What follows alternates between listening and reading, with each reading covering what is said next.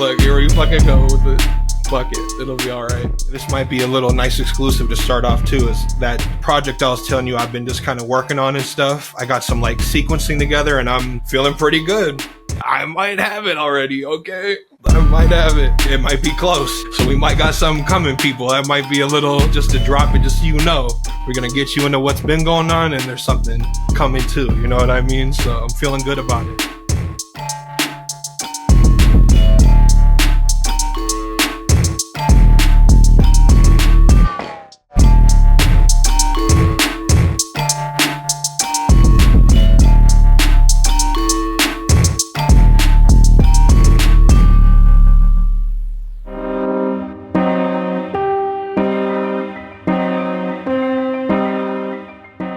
I'm the city kid. I'm the Southside kid. People know me from all over my little area, bro. Ever since I was like a little kid, I knew all the little kids my mom raised as when she was like, I'm Minneapolis personified in my opinion, really. Like every outdoor activity you can get into, even as a little adolescent to now being an adult and going into all the buildings we couldn't go into as kids. Now I can really get that full experience and kind of share it to the world. You know what I'm saying? Being in a city like Minneapolis, I was always exposed to like sports and languages and cultures I had never heard of, never knew about. So it was something that whole day I could just invest my time into. Or when you make friends in certain areas and neighborhoods, you kind of get exposed to the way they live and you can pick apart those differences. So like I'm just one of those kids out there, kindred spirits, whatever, trying to like soak it all in just because I know how like magical of a world we live in type of thing. As long as I was home by 8, I could, go do whatever, and I would definitely try to go find something new every day. If you want to go like on the dumb route, we were just out climbing rocks and little things on the playground, doing stuff the way we weren't supposed to, trying to be all creative. Like, let's walk across the tube instead of crawling through the tube. Let's like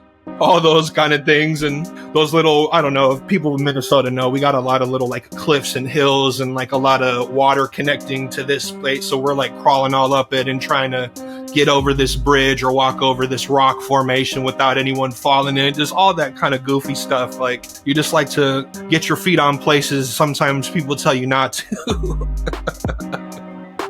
I'll do the climbing, but I don't do the jumping off anymore. I don't got the knees for that anymore, Man, I'm the city kid. I'm the Southside kid.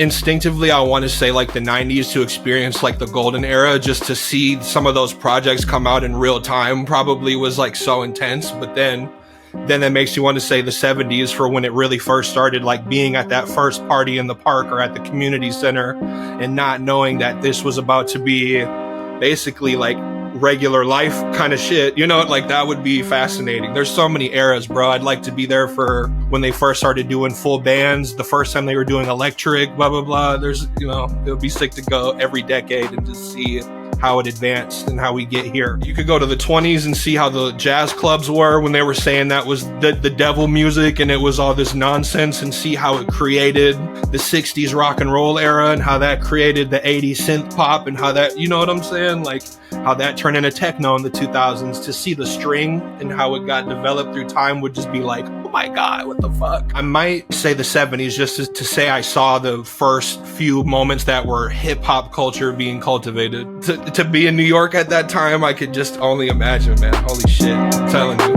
that's me. That's my answer.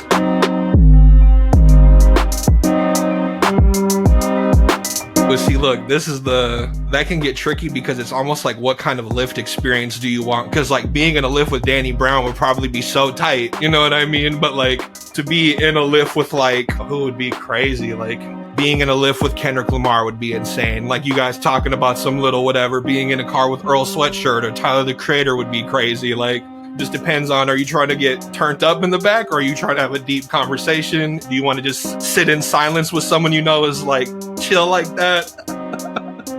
We'll say me and Earl are stuck in a cab for like an hour and a half, so we just start talking about life, you know what I mean? That's it. I don't know. I think he and I could get pretty deep. I think that shit could go pretty long, so we'll see. We'll see what happens. Maybe if there's like an artist shuttle to a venue or something, and so we all get stuck in the same bus, and it's like, I'll just go talk to him for a little bit. Just depends on, are you trying to get turned up in the back, or are you trying to have a deep conversation? So my latest release is actually Domedy, project I just put out, and it was such a interesting moment. Like, I feel like when I make projects, they're always a timestamp of like how I'm feeling, or maybe like a period of time, especially the last few ones I made. But this was almost circumstantial because I had like a little hand injury. I messed up my hand dicking around, and I wasn't taking care of it the right way I thought I was. I had like a brace that had this little thumb part exposed where it really should have been like the thumb I should have stabilized to get the tendon, blah, blah, blah. Long story short, for like 2 months, I was like totally incorrectly thinking I'm healing my hand. I'm working, I smack it against something, and it feels like my like wrist just broke. It was the craziest pain I've like ever been in. My guy rushed me to the emergency room.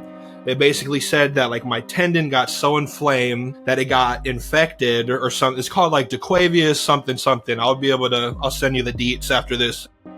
But like, it was basically like a sprain that got so inflamed that it got infected, and this, that, and this. And they put the right cast, this big old thing that like kept my thumb in place. And they were like, don't move, sit on the couch, stay on the couch, don't do too much, try not to whatever. And like, I couldn't even lift up like a baking pan. It was crazy. I'd never felt pain like that. I always make this joke with people, like, you never realize how much a piece of your body hurts until it does. Like, damn, your ear can really hurt that bad, as much as your pinky toe, as much as like your elbow. And so like, I never felt this part of my body like that. And I was like, this is intense, you know what I mean? So just sitting there, I literally have been told not to do anything. So I'm just like watching movies, looking stuff up on the computer. I'm like really into like mythology and stuff like that. And sometimes I'll read like some religious texts and things just to kind of get some allegories and some cool stuff out of it. And I ran across the Divine Comedy. Some people know it as Dante's Inferno. I think there's even the Diablo video games based off of it or something. So I knew about it in that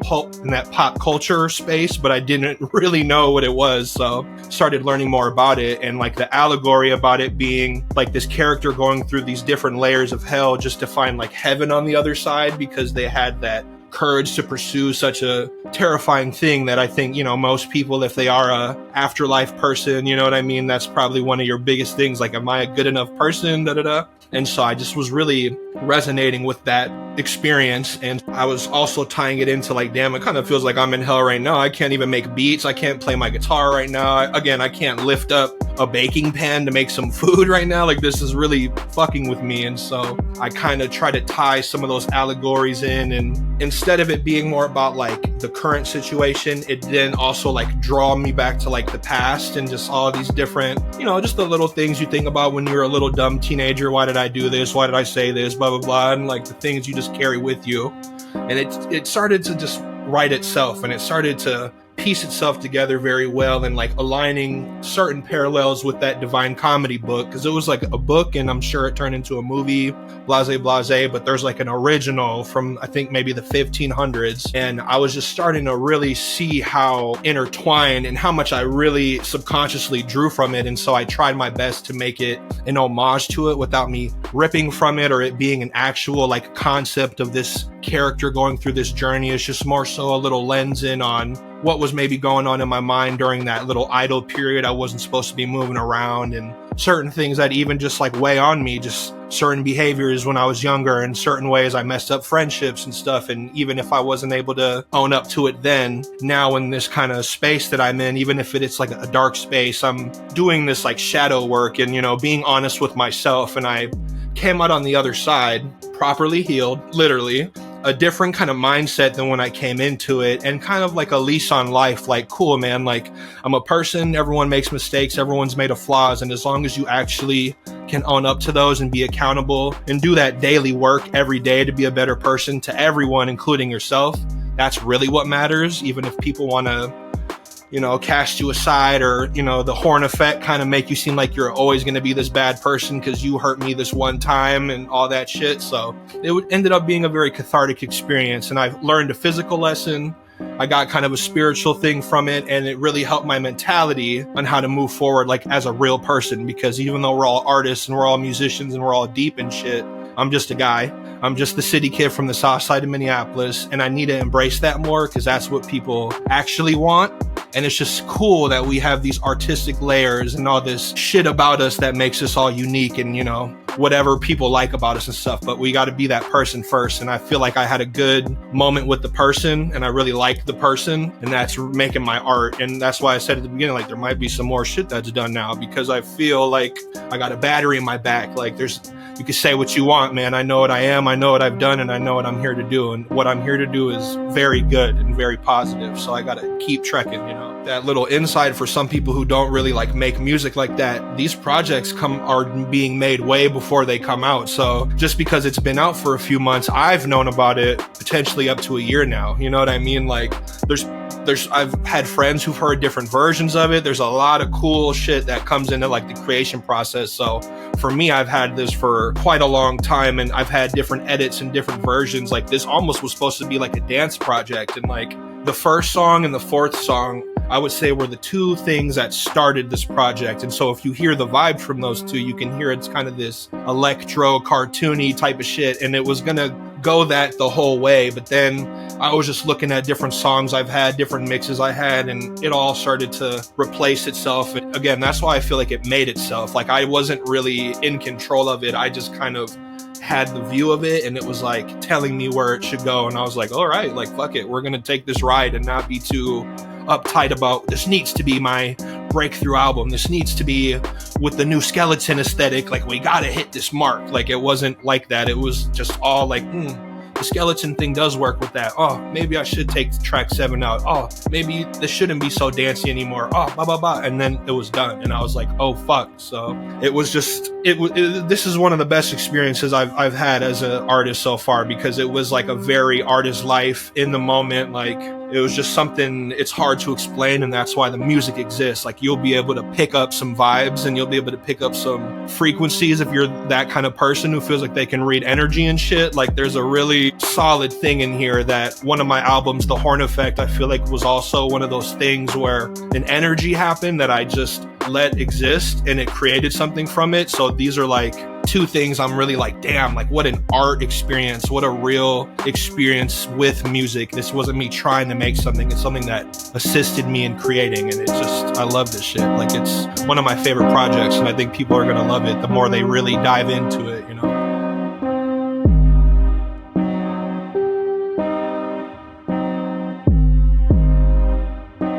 Yeah, man, I got this new project, bro. It's just like, I think what's going to be so different about the thing that's coming up is there's like a lot of vibes in it. I know everyone likes to use that term now, but like, I really mean it. Like, it's just total vibes, and it's like a lot more, it's not even me being chill or laid back or anything like that, but just like the delivery I'm choosing for this project is just something that there probably is little specks of it in other pieces of my music, but it was me like putting it in the front of everything and trying to make it as wavy as possible. So I think I just got something that people are really gonna vibe out to. Like, even if you don't get what I'm saying, like what I'm saying, like the beats are hitting a certain type of way and the flows, people are just gonna like it. Like, I just feel it. I'm like, oh, we might have a bop. We might have that shit. It's just the fuel left over from Domedy, like, because, you know, once the project is turned in, the only thing you can really do from there is like the creative content concepts and different artwork things, and that's always fun and shit, but I think you always have some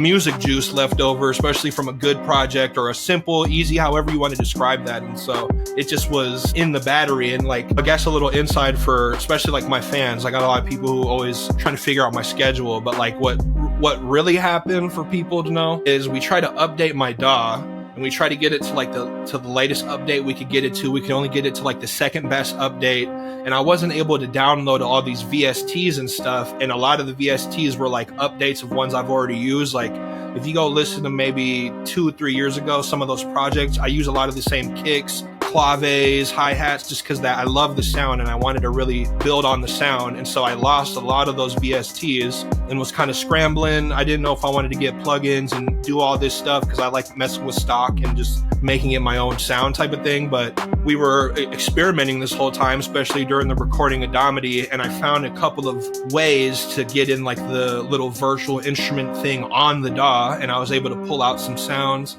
do some sound design, this and that. And so I got back into beat mode, and the beats were just coming out 2 at a time, like I was just going so fast, and I was like, oh yeah, like we're onto something here. So let's see if I can get to writing as fast and recording as fast. And it just was steamrolling. And like, I've bounced something out as recent as yesterday, like last night. So like that's just, it's until that gas tank runs out or I start to hear I'm making that same song or something. We're on to some shit right now, so I'm excited. I'm just letting it go. Just letting it go.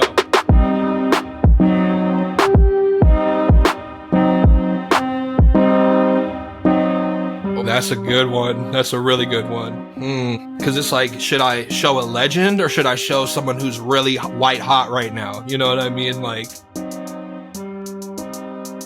there's something about showing Dot your album sounds so crazy to me. Like, Kendrick wants to listen to your album. I'll be like, fuck yeah, I'll be right there. Like, there's something about that just seems so sick. Because I do feel like I have that kind of esotericism with my lyrics, so I feel like a real hip-hop head, someone who really is studied the culture, grew up in this shit, they'll know what I'm talking about, and I just feel like he would pick up on some of my low-flying shit and be like, oh, I'd be like, yes, let's go, let's go. I'd be like, let's go. I'd be like, dude, this is like culture vibes from outer space. Like, this is like the culture on Mars. Like, this is some new wave shit. Like, it really does feel like a new wave. Even though there's nothing new under the sun, I think I have a new combination in the equation to introduce to the people. Like, if I had to really describe it to something, like how cloud rap really took off on SoundCloud and people realize you can have a different kind of flow and subject matter on these beats that just sound like you're in a dream or like you're going to heaven. Like, there's just something about this shit. It feels like trap in outer space. Just something that not everyone's been exposed to. Not everybody's been to space. You know what I'm saying? So I'm trying to take some people up there and be like, whoa. I'll be like, yes, let's go, let's go. I'll be like, let's go. It's like my catharsis, like letting it out for real. Like, you can only talk to people about shit so much or like so deep. I feel like everyone has a different reference level of like I don't even know how to explain it. Like, some people just haven't really had a bad day like that for real, or some people just really haven't seen like scary shit. Like, I don't know how to explain it. So you'll be talking to someone thinking you're on the same level, and we always hit a wall. Sometimes it's us and sometimes it's them. And I feel like music is the one thing that, like, again, like with the real instruments and the sounds, you can actually help dictate the vibe. Like, I'm trying to tell you how spooky this shit is. I'm trying to tell you how mad I really was. I'm trying to tell you how in love I really was with this fucking girl. And like, the only way I can do it is like with sonic information. Like, there's no words for this shit. Like, there's nothing I can do to portray it other than, you know, I don't know. Like, I think there's vibes we all pick up on. I think we all know when something is supposed to give off happy, sad, especially with music. So it's one of those things that it's helped me really define what I've been trying to say to certain people or get certain points across, that whether it was our level of communication, level of experience, this is something that's almost like irrefutable. Like, you know what I'm trying to get across with this here. You know what I mean? So that's what it helps me do. It like feels like you had a therapy session when it's like one of those real hits, or like not hits as in like jams, but like you really got some shit out. You really got your heart in the pen and that really came out. Like, there's something about that where you can just sit back and you can listen to it a couple of times. And I personally feel like when I put out projects, that statement or that feeling I had is now out there and I don't hold on to it as hard. And then I also don't have to have this like level of frustration if someone doesn't get it, because now I have something physical. Like, go check out this project and just soak it in, listen to it 2 or 3 times for real, and then come back to me with that conversation. And you might have like a totally different level of understanding because I was able to, again, do that sonic thing and give you those subconscious pieces. Like, it's not a positive thing what he's saying. Like, it's just shit like that. You know what I'm saying? Like, just that little shit, dude. It's the details. Some people just haven't really had a bad day like that for real. I think just being happy with what you're doing and like knowing that it's impacted somebody, whether it's like, it doesn't have to be like you've changed somebody's life, but them being like, I never thought about it that way. I never thought you could mix this or blend that or say that or whatever. Like, I'm always surprised when I hear certain people make certain statements on songs and it's like, damn, they finally said it for like everybody who was kind of scared to say it. Like, we were all a little too scared to bear that cross, and they were like, fuck that, like, this shit needs to be said. So there's a lot of power in this shit, and like, I try to do my best to make it like a pillar in that way that you can get something from it, even if it's not like from me for real, but just what I said, what I put out there, you were able to apply that to you somehow and then to the next person or whatever you're doing. Like real influence beyond like a vanity point. I don't care if you credit me for the shit, but if we both know that like there was that assistance in you getting to that next level and it's sincerely improved your like way of life and how you interact with the next person. Like my mom was really big on manners growing up, and I really see the effects of like please and thank you and just asking. Like I really heavily advise, if you're not this kind of person, when next time you go to the store or order something, first thing you should do is go, how are you? You'll be so fucking surprised how many people are like, whoa, that's the first time someone asked me that. Or like, actually, I'm not doing that well. Like, you'd be surprised. A lot of us are just kind of in our own world sometimes, and we don't understand that that can be interpreted as like a negative vibe. You know what I'm saying? And so like the more attention you pay to people and try to influence someone in that way, like a deeper way, not just like that guy was nice to me, but that action makes me want to do that to the next person too. That's what I'm trying to do with this music. You know, like real influence beyond like a vanity point.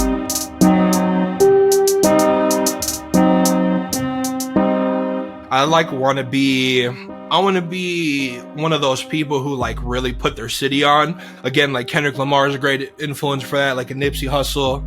Like just someone who really personified where they were from and made sure to like leave something behind with it, not just like taking the I'm from Minneapolis, I'm from Minnesota and just escaping with it, but being like, I'm from Minneapolis, I'm from Minnesota, these are my friends, this is where I went to eat, this is where I went to shows, this is where, you know, I got into my bullshit, this is where da-da-da, this is where this and that. Like I want to really put on for this place and leave behind, like even like on some Prince shit, you know what I mean? Like I think a lot of us felt when he passed like we should have kept the whole city purple, and it should have just been, we're the purple city, like you know what it is here, like it's purple rain, this is where the doves cry, this is, you know, this is it, this is one of those spots, and I want to have that kind of impact, you know what I mean? And in a way maybe let it be known like this is what I want to leave behind. Don't try to interpret what I was doing, don't try to think for me, this is really what I want to leave behind. Here's this facility that should last 100 years or whatever the hell, but I want to do something literal and something physical, and I want it to be in Minnesota because I want people to come here like it's LA or like it's New York, and I want people to recognize Bob Dylan in the Owl City, like 10 Million Fireflies. Why don't we talk about that? Like from some Minnesota people to other Minnesota people, that's one of the biggest songs in the 2010s. And the fact that we don't really be like, that band's from here, like that song's from here. I need to be one of those artists like, yeah, man, Domity, that kid's from here. The Horn Effect, that song Cultured, that song 411. Yeah, he was really in the city when he made that shit, really is in the city on a daily basis, really outside, really all the places everyone says they are, doing all the shit people say they do, and has been doing that since he was a kid, like a literal preteen, a 10-year-old kid out here doing this shit. And people know about my mom on the north side, and people know about, you know what I'm saying? Like, it's really like that. So I got to make sure I keep that reputation going and leave something behind on behalf of me, everyone before me, and everyone who helped me become this, which I feel like is most people from the city for real, and the city itself. We're the purple city, like you know what it is here, like it's purple rain, this is where the doves cry. But man, a lot of shit. I think there's a lot of things that are, I'm just like kind of a private dude. Like sometimes I get that mixed up with like having an ego and like talking too much about yourself and all that shit. Like I try to be mindful of that because I don't want you thinking I'm like bragging. I'm just trying to be like, I have all these skills if you want to utilize these skills. Like I cook, I this, I that, I dance, I blah, blah, blah. So there's a lot of little secret shit, I guess, if you're not a friend who's come over, a family member that's grown up with me, you know. Again, like I cook, I grew up I used to break dance as a kid. I played AAU sports until like high school, winning the medals and the trophies. Like I've had a lot of different lives, I guess I've lived, you know what I mean? And it all interestingly still added up to this moment, and I still needed all those experiences, but I feel like I've been one of those kids who got thrown all over the place just so I didn't end up being someone not doing shit. So I was playing soccer and football, skateboarding. Again, me and my friends are walking around the city, climbing on shit, being crazy, like soaking in all this life experience. So I think basically if you come to me with something that you're interested in, I think you'd be surprised I might know a thing or two about that shit. You know what I mean? A little savant or whatever you want to call it, Renaissance man or some shit. Shout out to AI. I hope you remember that I had nothing but respect for you when this shit took off. I'm starting to respect it a little more. Yeah, but I always make sure I'm like, thank you so much. Ooh, that's crazy. The TikTok dance might be, because it would be crazy to see the juxtaposition of like a deep bar being a silly dance and being like, fuck it, let's rock. I'd want to see how they take some of my deeper shit and make a emoji out of it and all that shit. It would be crazy.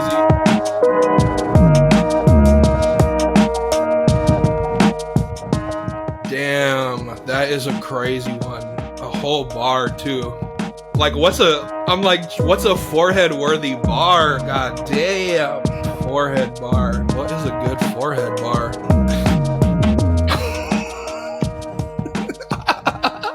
I gotta, maybe just like anytime I've been like, Brody, I've been outside. Like I'm outside. Some shit, just so they know what it is. Look me in my eyes, you see I'm outside.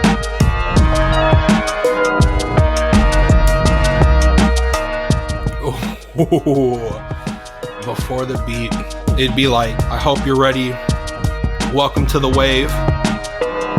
Like and subscribe. And then, man, I'm the city kid. I'm the Southside kid. Man, I'm the city kid. I'm the Southside. Like, it really does feel like a new wave. Even though there's nothing new under the sun, I think I have a new combination in the equation. Reputation. It's like my catharsis, like letting it out. Just letting it go. I'm telling you, that's me. That's my answer. Look me in my eyes.